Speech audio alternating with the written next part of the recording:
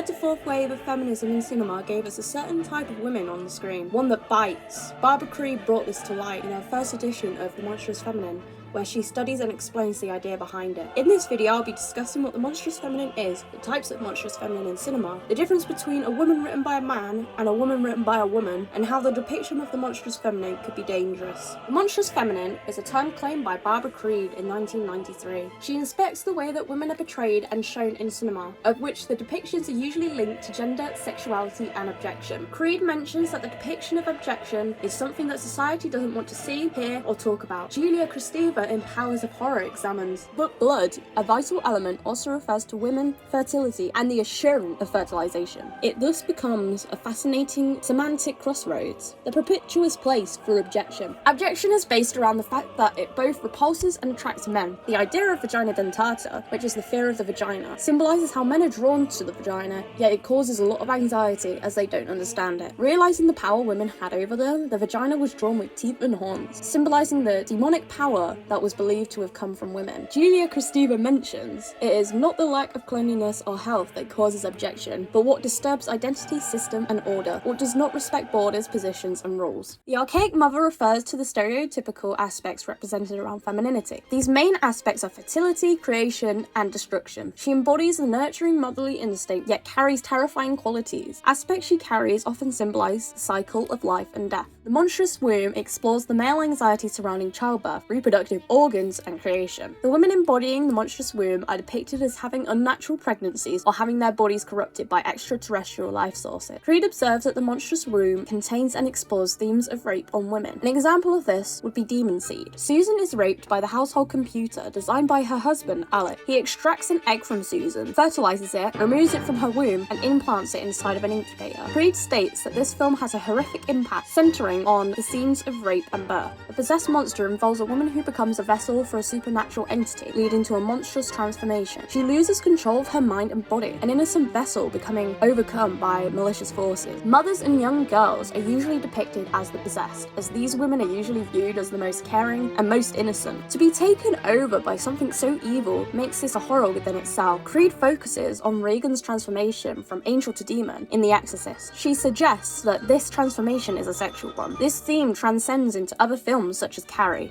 The female vampire is a figure who came to prominence in vampire films of the 1970s. She represents the sexual seductress side of femininity. They are often associated with the themes of desire and immortality. The vampire is usually depicted as alluring yet deadly entities who use their sexuality and beauty to lure in victims. Unlike any other monster in cinema, the vampire kills in an erotic-like embrace. Possibly one of the most notorious monstrous feminine tropes, the witch, was created via male fear on women empowerment and autonomy. These two themes are often associated with magic, sorcery, and witchcraft. Women depicted as witches are shown to wield supernatural powers, using them to challenge patriarchal authority. Most of these tropes have a common theme, the femme castratrice. This form of monstrous feminine refers to women who wield castrating power over men. This is often done through the destruction of male masculinity. These women are shown to be powerful, controlling, and dominant figures who manipulate men through sexual manipulation. The monstrous feminine and the idea of strong women transcend cinema. Marina Bobbitt is an example of a real-life femme castratrice. On the 23rd of June 1993, she cut off her husband, John Bobbitt's penis and threw it into a field. The documentary I Cut Off His Penis, Lorena retells the story of how and why she castrated her husband. The idea of monstrous feminine and castrators have haunted men for many years. In the early 1970s, a woman from Thailand castrated her husband. Specializing in plastic surgery, Dr. Apurag dealt with a man who came in with his own severed penis. News came out that the case had led to copycat incidents. It got to the point where the Ministry of Public began sending out posters and leaflets to men informing them of how to preserve their severed organ and what to do if they'd been castrated. TV shows and films where women's dead, harmed bodies are displayed in so many different ways. Why is it so shocking when a woman hurts a man's body? Many monsters in ancient mythology are female. What they all have in common is that they target men sexually or are led by sexual revenge. Monstrous feminine films are based lightly or heavily on the depictions of women. This is why it could be argued that the continuation of this depiction of women could be dangerous. Teeth and Jennifer's Body both fall under the same category of sexual revenge. Teeth, written and directed by Mitchell Lichtenstein, is a comedy horror where the main character Dawn discovers that she has an abnormality in her body. She uses this physical advantage when she becomes the target of male violence. The cult classic Jennifer's Body is written by Diabolo Cody and directed by Karen Kusama, is also a horror comedy where a small-town nerdy teenager and her popular best friend go to see an indie band whose intentions of being there are not as innocent as it seems. This is where male directors can get it wrong. Though Teeth is a great commentary on abstinence, it can be argued that the film about a woman getting constantly assaulted and not developing properly is a poorly written character. Dawn's purity was taken away by men, therefore she uses that loss of power to regain it by punishing said gender. At first, I wasn't too fond of the idea of Teeth, mainly the thought of this woman empowerment film being written by a man. Some of my initial thoughts still stand. I believe that if Dawn was written by a woman, by the end of the film, she would have still dressed the same pure way she did at the beginning. You don't have to lose clothing or sexualize yourself to become empowered by your body. This links to the fetishization of femme fatale. In Teeth, Dawn does the stereotypical acts portrayed in media after SA. For instance, she showers, tells her mum she ate, and becomes a shell of herself.